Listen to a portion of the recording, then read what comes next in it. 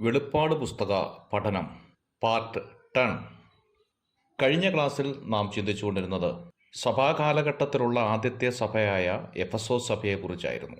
രണ്ടാമത്തെ സഭയായ സ്മർണ സഭയെക്കുറിച്ചാണ് ഇന്ന് ചിന്തിക്കാനായി ആഗ്രഹിക്കുന്നത്.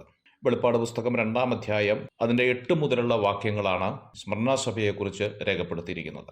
ഏതാണ്ട് AD 170 മുതൽ 312 വരെയുള്ള 142 വർഷത്തെ ആത്മീയ ചരിത്രത്തിന്റെ സംക്ഷിപ്ത രൂപമാണ് സ്മർണ സഭ എന്ന് പറയുന്നതിൽ തെറ്റുണ്ടാവുകയില്ല.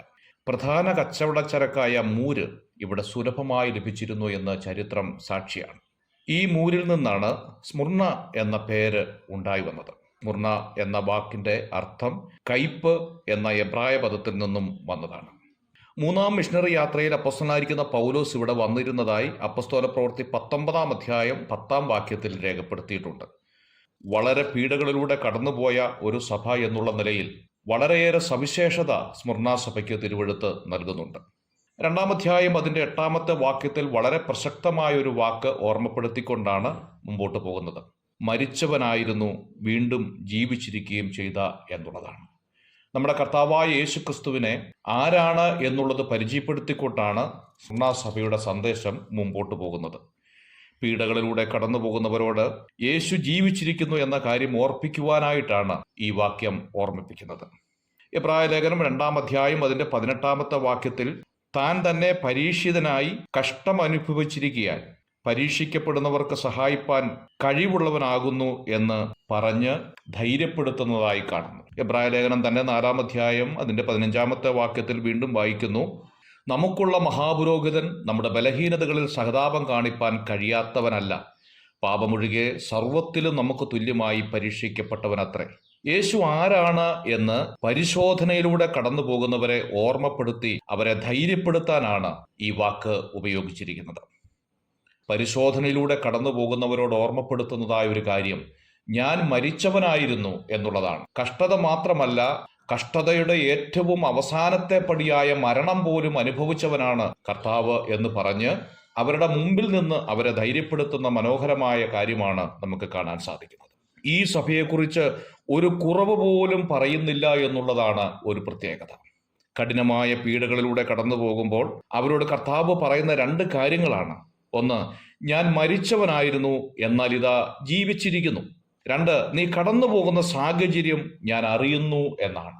മനുഷ്യന്റെ ഏറ്റവും വലിയ ഹൃദയത്തിന്റെ ഉള്ളിലെ നൊമ്പരം എന്താണ് എന്ന് ചോദിച്ചാൽ എന്നെ അറിയേണ്ടതുപോലെ ആരും അറിയുന്നില്ല എന്നുള്ളതാണ്.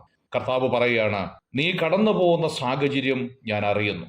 ഞാനും നിങ്ങളും കടന്നു പോകുന്ന സാഹചര്യം ലോകത്തിലുള്ള മറ്റുള്ളവർ വേണ്ടവണ്ണം അറിയാതിരുന്നാലും നമ്മെ അറിയുന്ന ഒരു കർത്താവ് ഉണ്ട് എങ്കിൽ അതിൽ പരം അനുഗ്രഹം വേറെ ഒന്നുമില്ല. എബ്രായ ലേഖനം 4-ാം അധ്യായം 15-ാമത്തെ വാക്യത്തിൽ നാം വായിക്കുന്നു, നമുക്കുള്ള മഹാപുരോഹിതൻ നമ്മുടെ ബലഹീനതകളിൽ സഹതാപം കാണിപ്പാൻ കഴിയാത്തവനല്ല, കഷ്ടതകളുടെ കഠിനമായ കയ്പ് തനിയെ കുടിച്ചിറക്കിയവനായ കർത്താവ് തൻ്റെ മക്കൾക്കുണ്ടാകുന്ന കഷ്ടതകളിൽ അവരോട് സഹതാപം കാണിപ്പാൻ മതിയായ ഒരു ദൈവമാണ് എന്ന് ഓർമ്മപ്പെടുത്തുകയാണ്. വ്യത്യസ്തമായതും ഗൗരവമുള്ളതുമായ മറ്റൊരു വാക്യം കൂടെ ഓർപ്പിക്കട്ടെ. 2-ാം അധ്യായം അതിൻ്റെ 10-ാമത്തെ വാക്യത്തിലാണ് 10 ദിവസം നിങ്ങൾക്ക് ഉപദ്രവമുണ്ടാകും എന്നുള്ളതാണ്. 2 വിധ പഠനങ്ങളാണ് ഇതിനോടുള്ള ബന്ധത്തിലുള്ളത്. ഒന്ന്, 10 ദിവസം എന്നത് 10 വർഷം എന്നതാണ് എന്ന് പഠിപ്പിക്കുന്നുണ്ട്. 10 ചക്രവർത്തിയുടെ കാലത്തെ ഉപദ്രവത്തിന് ശേഷം കുസ്തന്തീനോസ് ചക്രവർത്തിയുടെ ക്രിസ്തുമത സ്വീകരണത്തോടുകൂടി കഷ്ടതയ്ക്ക് ഒരു അറുതി ഉണ്ടായതായി ചരിത്രം രേഖപ്പെടുത്തുകയാണ്. 10 ദിവസമായാലും 10 വർഷമായാലും ദൈവം നിശ്ചയിച്ചിരിക്കുന്ന ദിവസത്തിന്റെ ഒരു മിനിറ്റ് നീട്ടുവാൻ ആർക്കും കഴിയുകയില്ല. ദൈവമക്കൾക്കുള്ള കഷ്ടത എത്രമാത്രം വേണമെന്ന്, ഒന്നുകൂടെ പറഞ്ഞാൽ എത്ര ദിവസം വേണമെന്ന് ദൈവം മുൻപേ നിശ്ചയിച്ച് ഉറപ്പിച്ചിരിക്കുകയാണ്.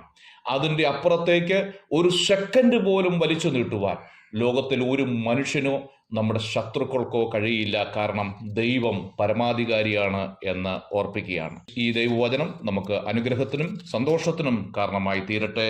God bless you.